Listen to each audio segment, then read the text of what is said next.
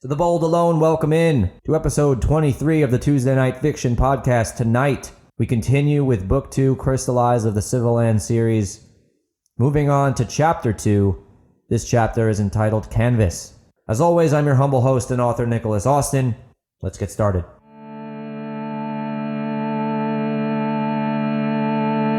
This sound will call with spirit true. I swear I'll hear that sound in you.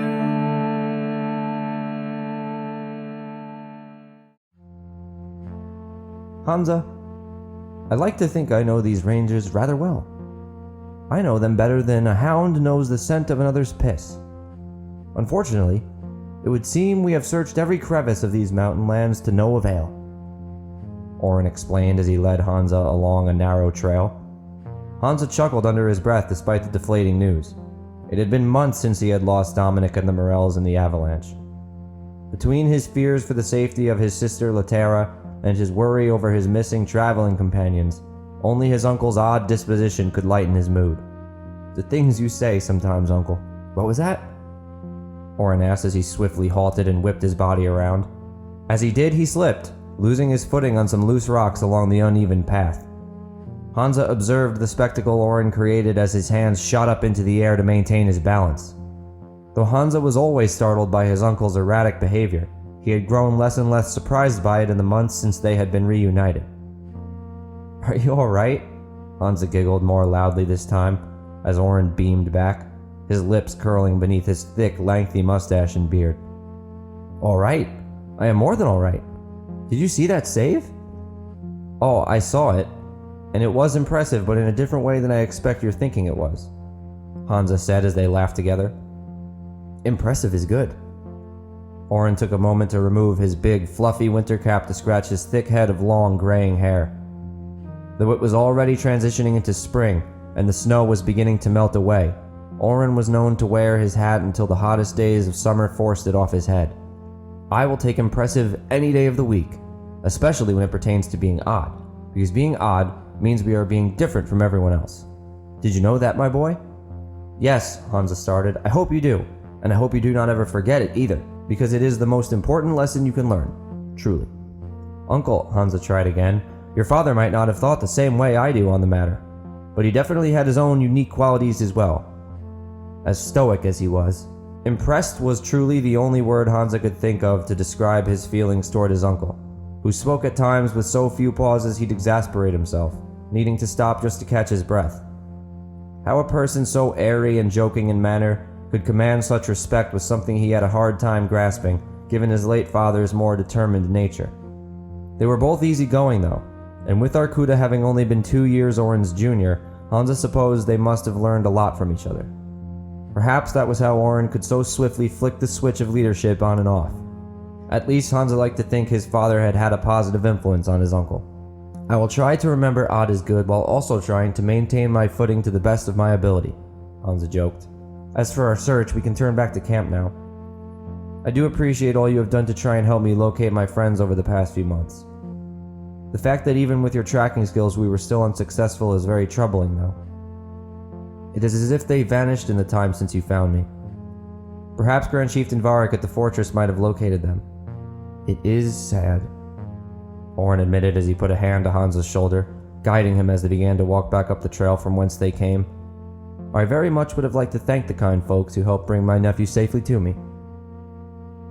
They would be welcomed with a feast and shelter and friendliness and kindness and gratitude, the likes of which they never could have experienced before. Perhaps I have said all that previously, though. Did I say all that previously? You did, Uncle, and I do appreciate the sentiment nonetheless, Hanzah said. Do you think Varric would have found them by now?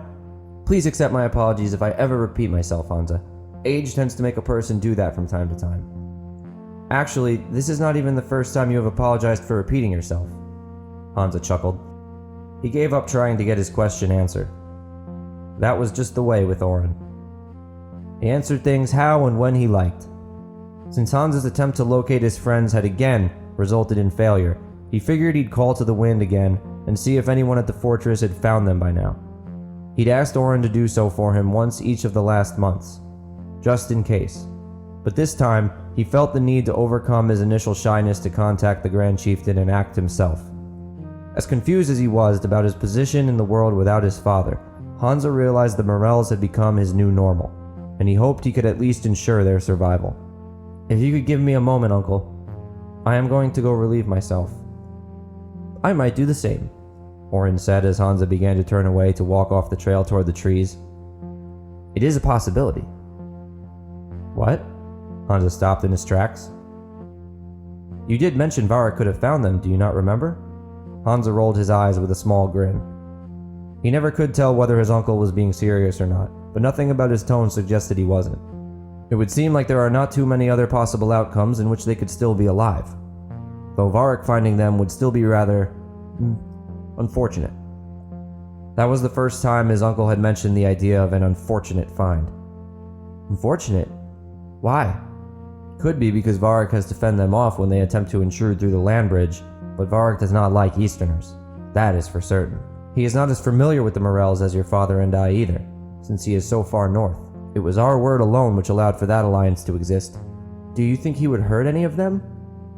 Fear was brewing within him, but it was much like a double-edged sword.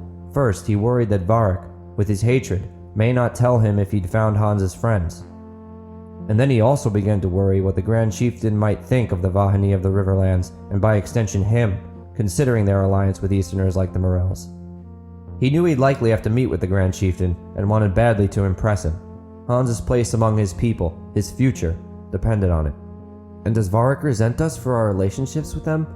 It is a possibility. Oren caught his breath and pondered as Hanzah began to sulk. It seemed Oren took note of Hanzah's reaction. No. It is a very small possibility considering they are both young, I think. He is just very untrusting of them, Easterners I mean. And he does not resent us, no. Varric is a stone the mightiest ocean could not move. But over an extended period of time, with a little extra effort, the strongest stones may weather. Oh, I know. While you do your business, I will go ahead and call up to the wind to send a message to see if anyone at the fortress has seen the young Morrells. How about that for an idea? Hanzah sighed. He had wanted to call to the wind himself, but the most important thing now was getting the information. You know what, Uncle Oren? That sounds brilliant. Thank you. Oren lit up with the approval and hopped to a knee as Hanzah made his way to the trees. He didn't even need to go that bad, but decided he would still take his time. As Hanzah weaved his way through the first of the towering trees, he inhaled the crisp scent of pine. The forest emitted it all around him. With the onset of spring, he recognized the strengthening hue of the greenery throughout these mountainlands. But there was something about his current rest stop in particular he found strikingly beautiful. It could have been the silence, he thought, or perhaps the roughness of the bark that lined the aging trees. Whatever it was, a peacefulness spread through him that was long overdue, but extra pleasant now that he was with his people again, and his broken arm was almost fully healed. Hanzah remembered what he had entered the forest to do in the first place and was preparing to undo his pants when he noticed something odd about a broad tree in the distance. He began to retie himself as he crept in its direction. As he got closer, Hanzah could make out an intricately carved etching of a faceless woman. The figure and the designs surrounding her were not simple illustrations, however. The craftsmanship was masterful. The tan inner layers of the tree could be seen, wrapped all around the wider trunk. Hanzah was in awe of how detailed it all was. He ran his fingers through the cuts, which were cleanly made, the wood completely smooth. His eyes scanned every bit of the magnificence as he worked his way to the opposite side and wondered how this could have possibly come to be. Then, out of the corner of his view, he saw another carved tree, parallel to the first. However, this one was only altered on one side, on the half of the trunk facing away from the trail he had come from. Hanzah darted over to it, inspecting both sides back and forth to ensure what he was seeing was real. He was amazed at how these etchings were completely hidden from the trail. With his curiosity buzzing, he turned to jog deeper into the forest. As he went, he saw the faces of unaltered trees. After he had gone about 50 paces or so, he spun around. Before him, as he'd hoped, were thousands of images carved into the trunks, all of which spoke volumes. They were all as magically engraved as the woman at the head of them all. Hanzah could not begin to soak them all in fast enough. There were landscapes, there were writings, there were animals, there were people. All were immaculately detailed. As much time as it must have taken to design, he felt it would take equally long to fully appreciate. On one of the widest trunks, he next spotted the image of a massive grizzly. All Hanzah could think about as he beheld it was his father. How he missed him now, every bit as much as the moment he was taken. It made him wonder if there could ever truly be a new normal without Arcuda. As much as he loved his Uncle Oren and was beginning to feel at home in the Mountainlands, he struggled with the fact that nothing would ever be the same, especially with Laterra still in danger. "Marvelous, is it not?" Oren said from behind, almost making Hanzah jump out of his shoes. "For the sake of the mother! You scared me half to death," Hanzah exclaimed. "The mother indeed," Oren confirmed. "This place you've stumbled upon is known as the Maiden's Canvas. It is said that the carvings at her back represent things that have come to pass in her domain, things that are behind her for better or worse. While the territory is her magnum opus, her canvas is a micro-masterpiece only she could have created." "She did this? How can you be sure?" "She has done all of this, Hanzah. Not just the canvas, but everything you see around you. Between our having originated in the territory, our connection to it, and the canvas, there is no more evidence we could need. Anything beyond that is called faith, my boy." Hanzah pondered this for a moment or two until his attention was brought back to the image of the bear. "You feel him here, do you not?" "I do," Hanzah confirmed, knowing right away his uncle was referring to his father. Internally, and in good humor, he acknowledged it was one of the few times his uncle and he were on exactly the same page. Men do terrible things, even to the ones they claim to care for. It is one of the only certainties in life. Oren's gaze appeared to go on for miles, with his tone more stern now than Hanzah had ever heard his uncle speak. "When the scoundrels of the world rise from the holes they burrow themselves into, though, they will only be burned by the rays of sun they so long hid from. There is no escaping the crumbling that comes to all greedy hearts sooner or later. All we can do is learn from them, resist the urges they cave into, and try to make the world a better place despite them. That is what your father's legacy will always be, and because of it, he will live on. I have faith the mother will be sure of that." Hanzah smiled at his uncle, who was now lightly panting once again. "I have faith in it too." "Well, good," Oren coughed. "Now, may we be getting back to camp? My stomach has been making noises that are rather unnatural in its protest." Hanzah nodded and began to instinctively march back, but he became distracted by the elaborate designs once again. Soon he became focused on one in particular.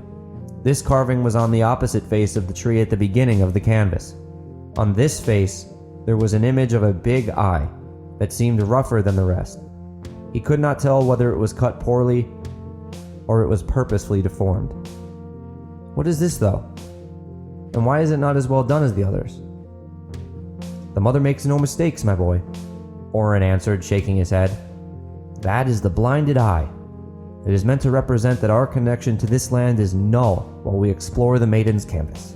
None of the mother's creatures may come into it or see into it. But come now, Hanzah. I will bring you back here another." Oren paused as a rustling could be heard from somewhere in the forest. He motioned for Hanzah to be on guard. Hanzah noticed Oren had silently yanked out his blade and begun to creep forward toward the sound. He found it odd his uncle was not only using his eyes to rapidly scan their surroundings, but he was also sniffing the air. Hanzah was on edge now that he knew the nature of the canvas. Besides their own skills, they would have no advantage here. No animal could enter, so no grizzly could be called or bird's eyes employed. Without warning, Oren darted off, without any additional sound having caused alarm as far as Hanzah could tell. Hanzah tried to keep up, and a moment later he could see his uncle tackle a person who seemed to have been hiding behind a tree to the ground. "Please stop! Don't hurt him!"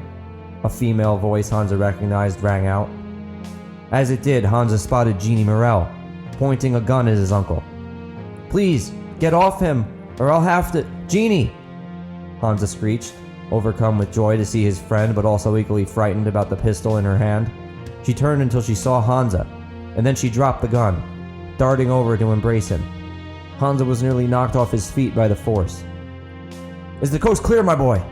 Do you recognize this sneaky fellow? Hanzah walked over with Genie by his side until he spotted his uncle, who was perched over none other than Harrison Morrell. I do, and I could not thank you enough, Uncle Oren. Hanzah exhaled. Please do release him, though. The coast is most definitely clear. After all this time, we have found the Morrells. After all this time, we have found my friends. As Oren eased off Harrison, Hanzah looked around. He waited a moment for someone else to pop out from behind a tree or some other hiding place, but no one did. As such, he turned to the Morrells and asked, "But where is Dominic?"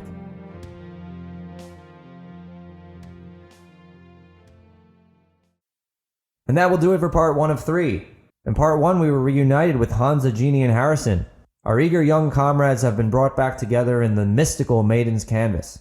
And we have also been introduced to Hanzah's interesting uncle, Chieftain Oren. Personally, one of my favorite characters in the entire series. But Dominic is missing. Where might he be? Let's move on to part 2. Dominic Turner sat on his knees, slouched over with his hands tied to a pole behind him.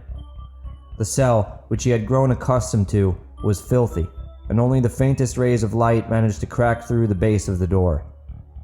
The stench of rot filled the place, and the rats that occasionally scurried around seemed to bask in that fact. His body ached all over from the frequent physical interrogations he suffered, ones inevitably resulting in nothing but his begging for mercy. There were times when he simply wanted to tell his captors whatever it was they were wanting to hear, but he couldn't get himself to do so. Why should he have to lie after all he'd done? He doubted it would even save him any more pain to do so, despite their telling him otherwise. The door before him swung open yet again. Blinded by the sun as it burst into the cell, Dominic remained still, too exhausted and degraded to even flinch. He squinted his eyes at the person whose silhouette stood before him, and used whatever strength he had left to find his voice. "Please, I have nothing more to tell you people," Dominic begged frantically. "I've given you only truths for weeks, and still you badger me to confess to things I didn't do. I'm not here to harm the Vahani. It is the truth that I helped guide Hanzah back home. I did lose him along the way, and I was traveling alone to try and find him." The figure merely stood there, silent. Dominic felt himself beginning to shake. When the door closed and darkness fell again, he could no longer locate the person. He turned his head back and forth until he heard footsteps coming from his left, then his right. It sounded as if they were circling around him. "Who's there? Please answer me. I beg you to answer me. I'm not a bad man. I'm not like the other Easterners." "Not like the other Easterners," a deep voice whispered, now from directly behind him, but still working its way round and round. No, not at all like them. I want to help your people. I do." "So, if you are not like the other Easterners, are you like me?" the voice asked, now to Dominic's right. Dominic's eyes were beginning to adjust back to the darkness, and he could see the person's legs in his peripheral.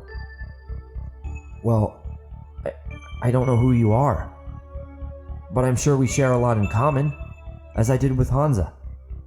The person finished his circle and came to a knee straight in front of Dominic.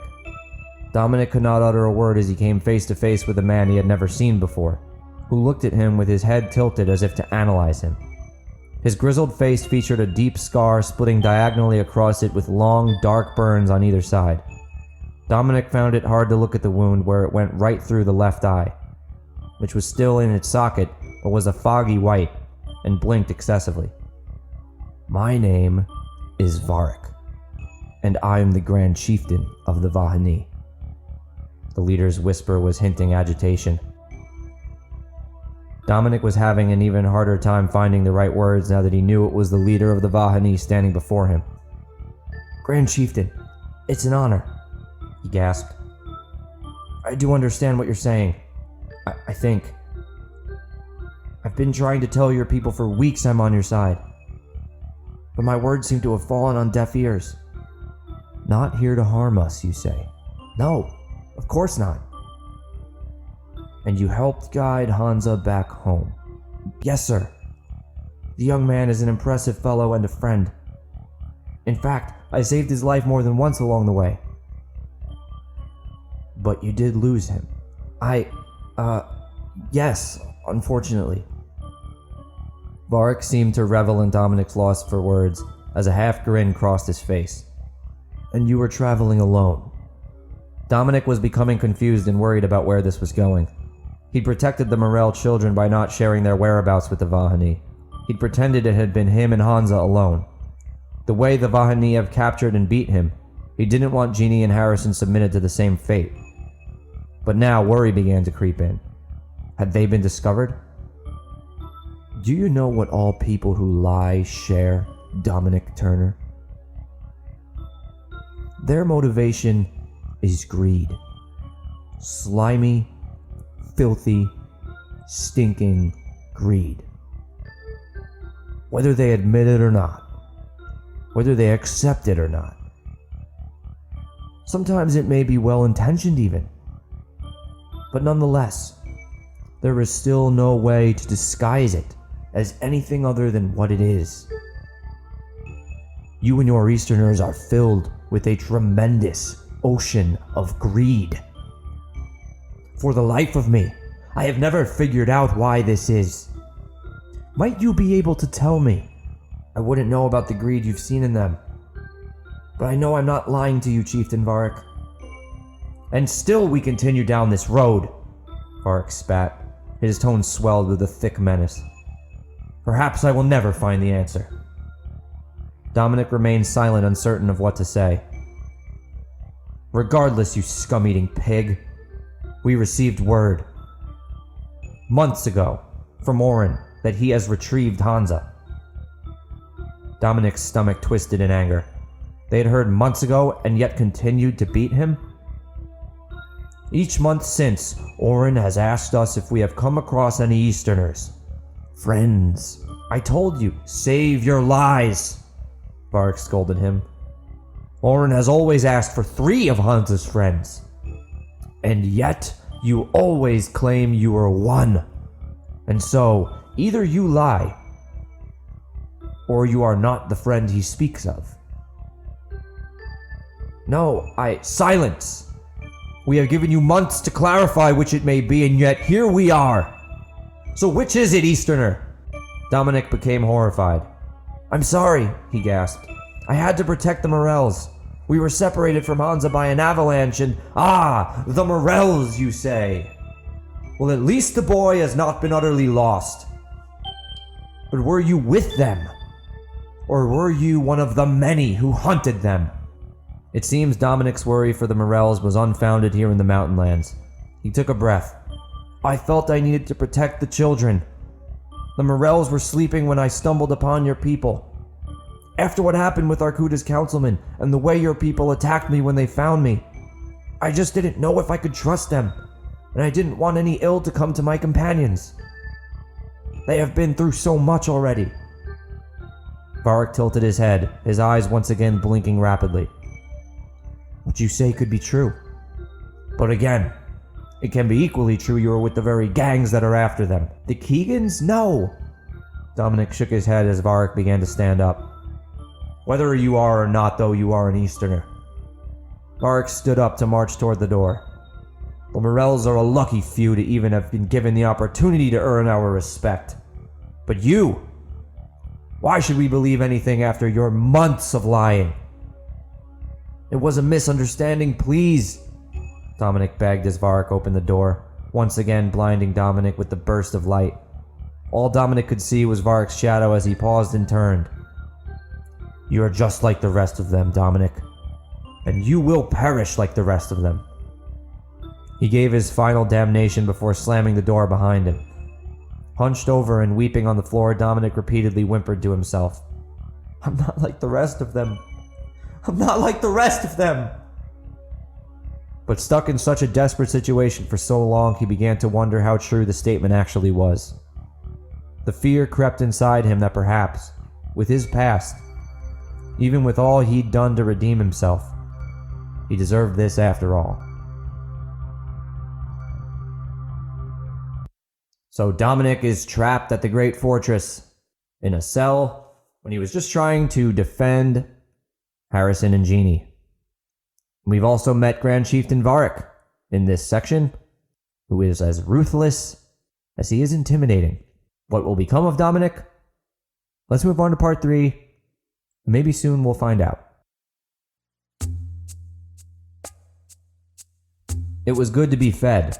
It was good to be warm. And most important, it was good to be among friends. Jeannie Morrell was the happiest when she had all 3, like she did now. She sat with Hanzah and Harrison inside what Hanzah had told her were the chambers of his Uncle Oren's council. They talked and laughed as they reminisced, only now calm enough to do so. It had been a few days since Hanzah and his uncle had found them, and it had taken as long for a sense of normalcy to return. Yet Jeannie still worried about her brother. Harrison was becoming increasingly stressed about how they'd restore their family's place in the Riverlands. Every day before they went to sleep, he spoke about it. Their father's legacy was the most important thing to Harrison, and it weighed heavily on his mind.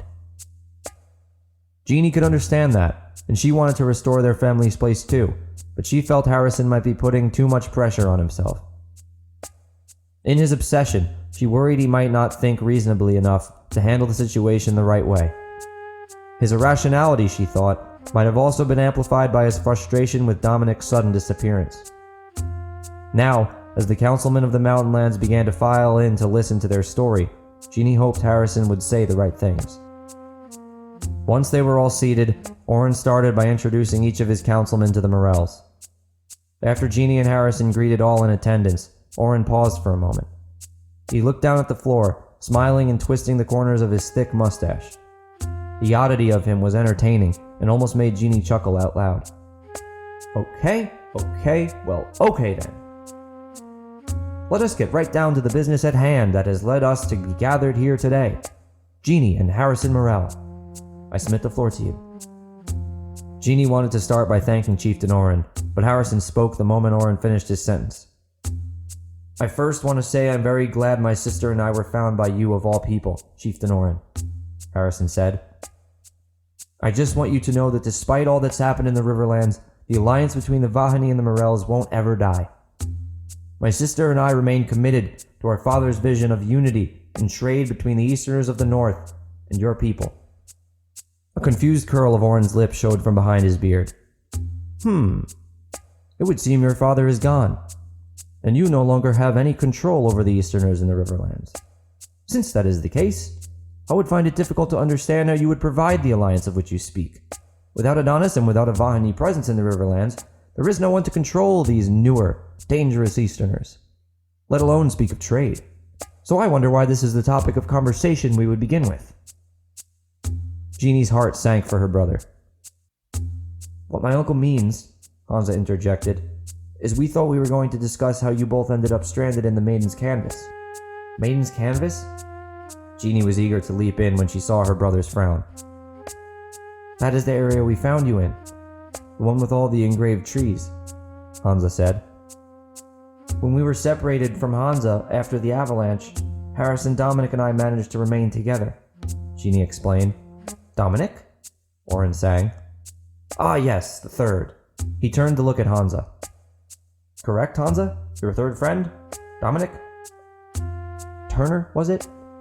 Oren turned back to Jeannie once Hanzah nodded in confirmation. Where might this fellow be at this time? I do not see him among you unless my eyes deceive me.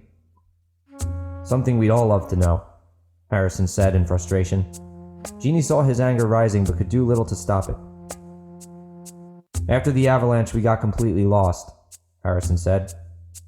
We wandered for days in hunger and desperation until fortunately the sky began to clear. That's when we reached the Maiden's Canvas. It was amazing to see, and it seemed safe, so we spent the night there. When Jeannie and I woke one morning, though, Dominic was nowhere to be found. Jeannie didn't have the chance to finish breathing a sigh of relief before he added, he left us there. After all we'd been through. Don't say that. Jeannie just now found her window of opportunity. We don't know that he left us. You keep saying that, but the simple fact is he was there, and then he was gone, Jeannie. Harrison did not look at her, but instead addressed the others. I know it's hard to understand when you're so young. I'm not a child. Without Dominic, none of us would be here right now. He saved us countless times during the journey to the Mountainlands and is much more than an acquaintance or friend. He's part of our family. You two are about as funny as a fox fighting with a foal for a fern, Orin said, running his fingers through his beard. Is that even funny? Jeannie's shoulders sank as she looked up to ponder it. So, if we understand the story right, there's some mystery behind the whereabouts of your third companion, Orin said, seeming to either not hear or make any note of Jeannie's comment. Sadly, it sounds like the two most likely outcomes are either he abandoned you, sorry Jeannie, or he is not alive at all. But, either way, we need to make our way to the Great Fortress, I believe. I am not entirely sure of any other course of action. Yes, of course, Chieftain Orin. But when we arrive, and there is talk of action regarding the threat to the south, I ask you to consider that we can help you take back the Riverlands, Harrison said. We have plenty of allies in Haran, allies who would fight for us because of who we are and the life our father provided for them. If we get those forces to join with yours, we can take the Keegans down, which is a necessity for peace to be restored within the Murrieta. They are a curse on this place. Please, we have come all this way for this purpose. We've made it through fires and attacks and wolves and avalanches. At this point, we're desperate and need our allies more than ever. Will you not stand with us against them? I made no mention we would not, Harrison Morrell.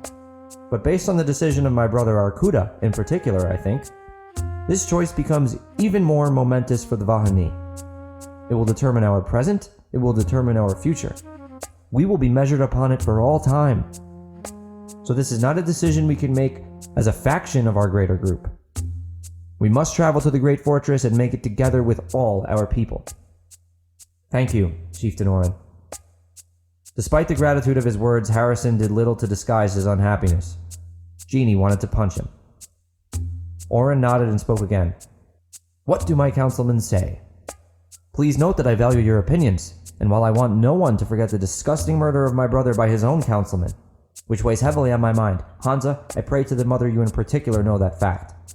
I also hope my advisors will be honest with me in this matter and share their true thoughts for our next step. I promise you all I am on your side, as I always have been. Jeannie was unsure she'd seen a person so blunt but well-intentioned as Orin. Any other person speaking in the way Orin did may have seemed rude, but Orin seemed genuine, and often jolly and silly as well. Again, though, she wondered how Harrison would handle Orin's odder moments. Their father must have needed patience to deal with both Arkuda and Orin. Could Harrison handle that burden? I agree, Orin, one of the councilmen said. There does not seem to be any other possible option at this point. Safety and logic dictate that we learn from our past mistakes. And I would challenge my fellow councilmen to disagree.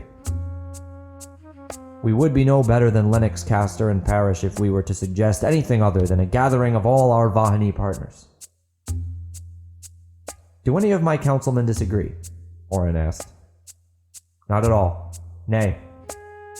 The third and fourth councilmen were prompt. Well then, may the Mother praise us on our agreements and positive outcomes of our todays and tomorrows and yesterdays. So it shall be, that we will venture to the Great Fortress, where we will decide upon the future of the Vahani.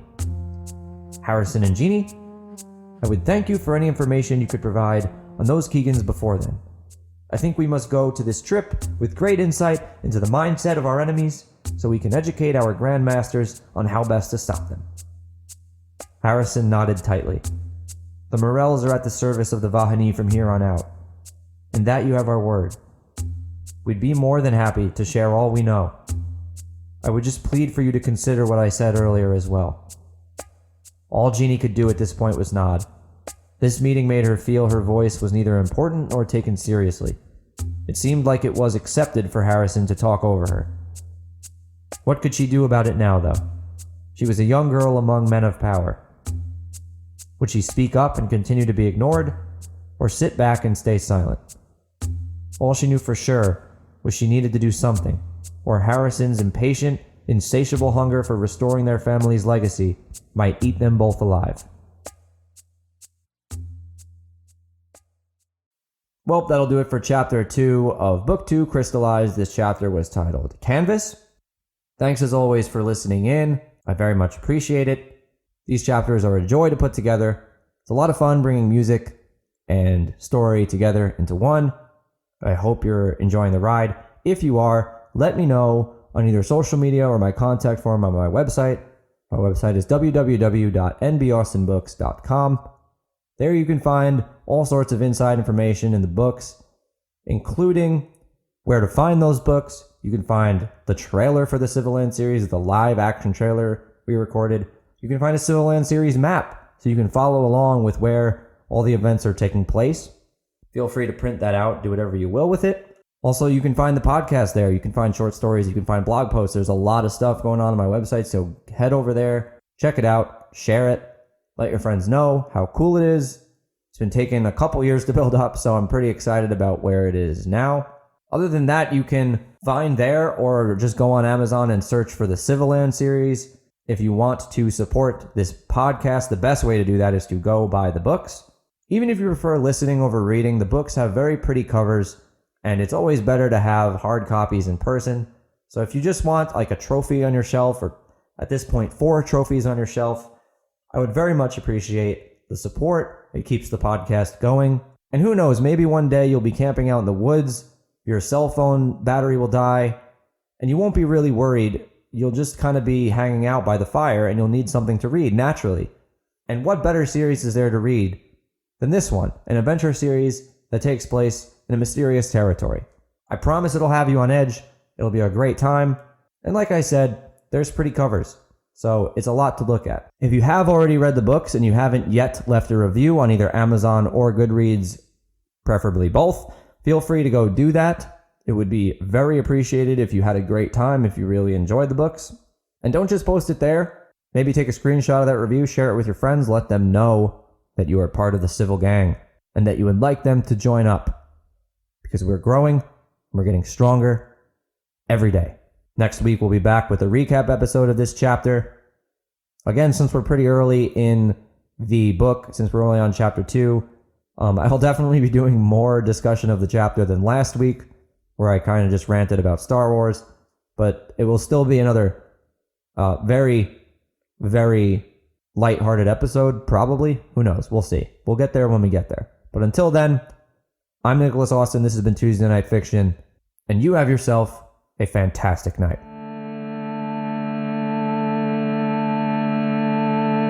You sound the call with spirit true. I swear I'll hear that sound in you. The Tuesday Night Fiction podcast, the Civilands series, and the musical score for the podcast are all